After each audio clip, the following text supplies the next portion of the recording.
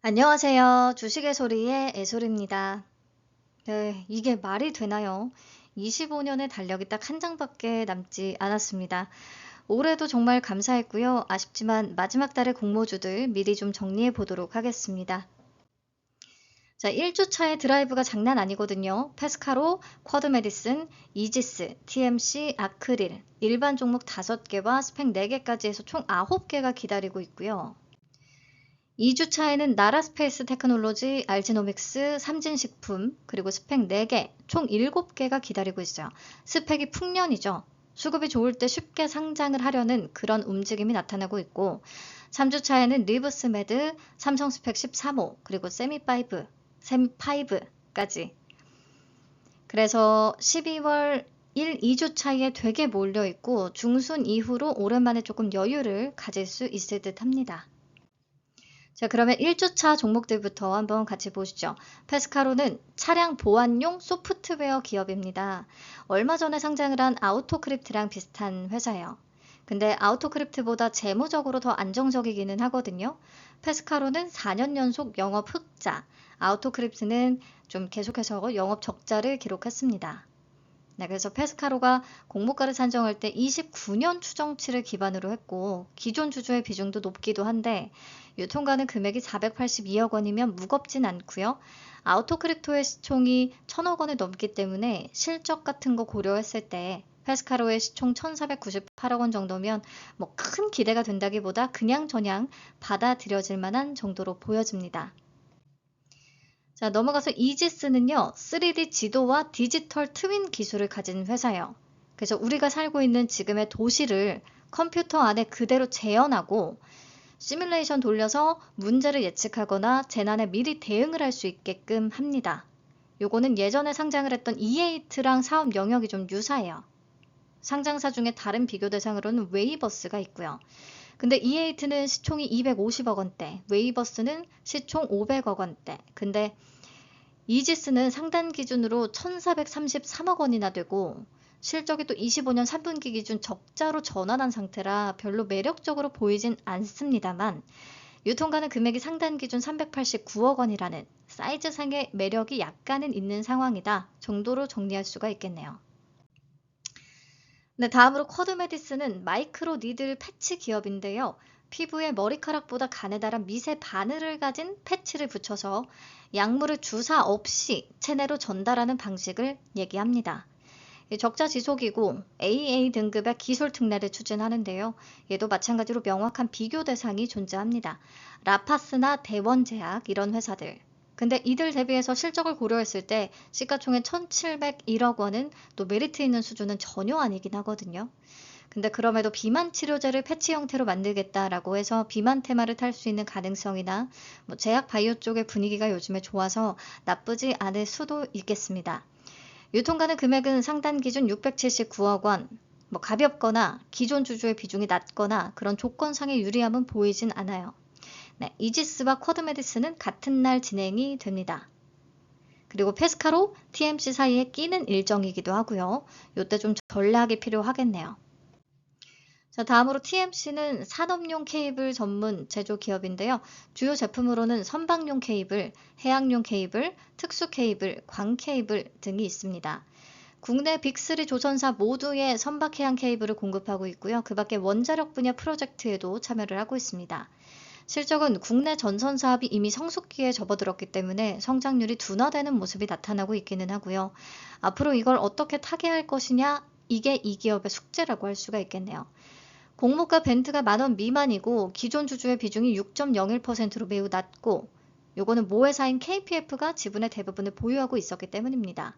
아무튼 그리고 상단 기준 유통가능 금액이 483억 원, 규모도 크지 않아서 조건상으로 좀 괜찮아 보입니다. 넘어가서 아크릴은 AX 인프라 전문 기업입니다. AX는 AI 익스피리언스의 약자로 AI를 실제로 쓰고 경험하는 전체 과정을 뜻해요. 이 모든 과정을 돕는, 그래서 기업이 AI를 잘 적용하고 활용할 수 있도록 해주는 그런 역할을 하는 회사다 보시면 되겠고요. 특히나 헬스케어 쪽, 의료 AI 쪽을 차별화 포인트로 내세우고 있는데요. 아직은 적자 지속이라 ABBB 등급 기술 특례 추진했고요. 의료 AI 쪽으로는 루닛이나 뷰노, 너무 대표적인 종목들이 있는데 이들과 비교해서 밸류상으로 아주 무리는 없는 듯 합니다. 앞에서 AI 관련 테마인 노타, 이노테크 이런 게 잘 가주기도 했어서 긍정적인 영향이 있을 수도 있을 것 같아요. 요새 또 AI 버블 논란이 조금씩 거치고 있는 것도 다행이라고 보고요. 자, 기존 주주의 비중이 낮고 상단 기준 유통 가능 금액 494억 원. 요런 장점이 있습니다. 얘는 TMC 다음 날에 겹쳐 있기 때문에 1주차는 작은 배분이 참 쉽지는 않을 것 같아요. 그래서 쭉 보면 사실 막 5종목이나 있기는 하지만 뭔가 섹터, 실적, 가격 메리트, 유통 물량 전부 다 마음에 드는 그런 기업은 눈에 들어오진 않고요.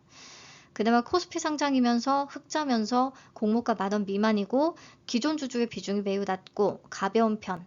그런 TMC가 조건상으로 괜찮아 보일 수는 있는데 얘기했듯이 실적 추이가 막 좋진 않아서 아주 크게 기대된다고 얘기하기는 조금 그렇습니다. 네, 1주차는 전체적으로 아주 무거운 종목까지는 없어서 수급에 의해 어느 정도씩은 다 올라주기를 바라야 되는 그 정도의 상황으로 보이네요. 그리고 스펙들은 제가 사이즈를 기재해 두기는 했는데 사이즈보다는 당시의 스펙 흐름이 중요하기 때문에 앞으로 상장하는 스펙들 상장일의 수급 상황을 좀 체크하면서 비중 조절해서 참여를 해보시면 되겠습니다.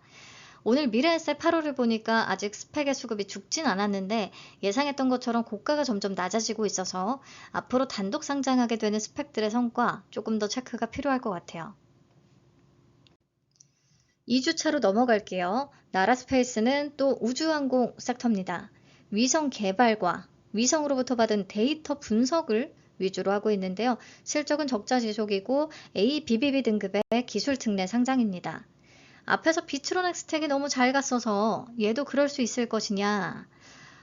이것도 막 수급적인 측면은 제외하고 냉정하게 얘기를 하면 사업 영역이 겹치는 루미르 대비해서 실적이 훨씬 저조한데 루미르보다는 높은 시총으로 또 등장을 하겠다라는 거거든요. 근데 비트로넥 스택도 마찬가지 상황이기는 했죠. 그럼에도 가벼워서 좀 쐈기 때문에 나라스페이스도 어떨지는 모르겠습니다. 나라스페이스는 유통 가능 금액이 상단 기준 616억 원, 아주 가볍진 않고 시가총액은 1,900억 원 규모 정도가 되겠네요. 우선 그리고 오늘 누리호 발사 성공적으로 되긴 했는데 우주항공 섹터의 흐름이 좋진 않거든요. 재료 소멸로 받아들이는 것인지. 그래서 누리호 발사 성공 여부가 크게 영향을 주지는 않을 것 같습니다. 자, 다음으로 알제노믹스는 RNA 유전자 치료제 전문 기업인데요. 질병을 유발하는 RNA를 찾아내 절단하고 그 자리에 정상적인 치료용 RNA를 연결하는 방식으로 유전자 치료제를 개발하고 있습니다.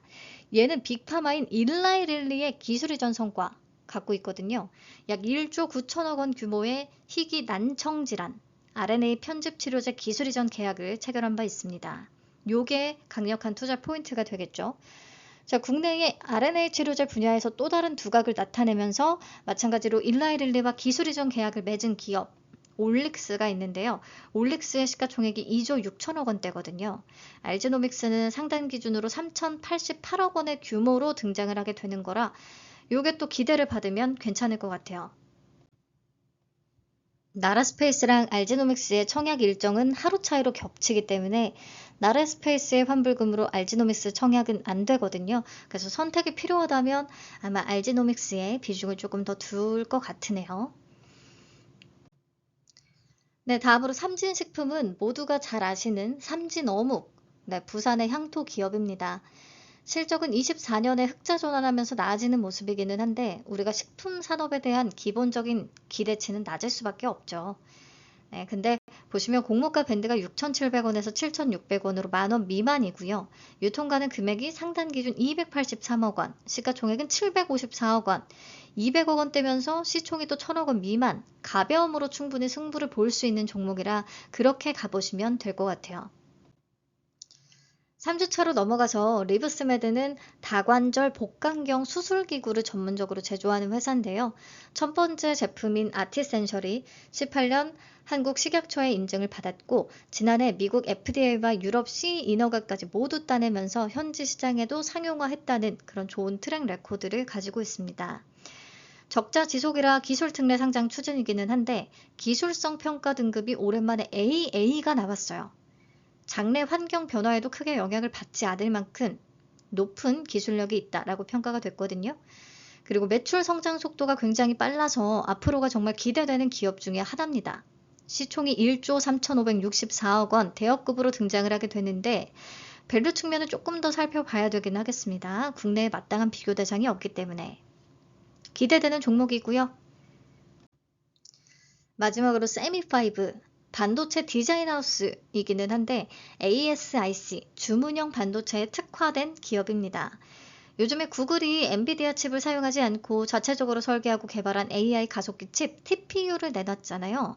제미나이 3.0은 GPU 없이 구글의 TPU만으로 학습과 추론 작업이 이루어졌다라고 알려지고요. 그래서 TPU 테마가 굉장히 크게 관심을 받고 있는데 이 세미5는 이렇게 자체적으로 AI 칩을 설계하려는 수요가 많아지는 이런 시장을 노리고 기업마다 특화된 AI 칩을 좀 빠르고 쉽게 개발할 수 있게끔 하는 게 목표인 회사입니다. 실적은 적자 지속인데 이번에 테슬라 상장이라 6개월 환매 청구권이 붙었어요. 안전장치가 부여됐다라는 게 특징이기는 한데 국내 다른 디자인하우스 대비해서 시총 8,092억 원은 정말 너무 높아서 가격이 적정한지는 솔직히 모르겠습니다. 그래서 상장 타이밍은 굉장히 좋은데 가격은 좀 오바인 것 같기는 해요. 여기는 일정이 겹치지는 않기 때문에 둘 다 하든지 마음에 드는 것만 하든지 우리가 잘 분석하고 선택을 하면 되겠습니다. 자, 그래서 계좌 준비하실 때요. 이번에 삼성이 나라스페이스, 알지노믹스, 리브스메드, 세미5까지 4개를 주관하고 또 NH도 페스카로, 이지스, 쿼드메디슨, 알지노믹스 이렇게 일반 종목 4개씩 주관을 하기 때문에 이 2개 증권사 우선순위로 준비를 해주시고요. 스펙은 메리츠가 1호라 1호 타이틀 기대하시는 분들 많을 텐데 청약 당일 개설 후에 바로 참여 가능하긴 하더라고요. 근데 미리 만들어 두시는 게 좋겠죠. 청약은 언제냐? 4일, 12월 4일, 5일. 5일에 만들고 바로 참여도 가능하다는 의미긴 합니다. 네, 미리 보기는 요 정도 간략하게 한번 살펴보고요. 당장 내일부터 페스카로를 시작으로 해서 수요 예측 결과가 계속 매일 공개될 거기 때문에 더 자세한 내용은 영상에서 다루도록 하겠습니다. 감사합니다. 11월에도 수익과 마음까지 모두 꽉 채워갈 수 있는 한 달 같이 한번 만들어 봐요. 감사합니다. 좋은 하루 되세요. 안녕.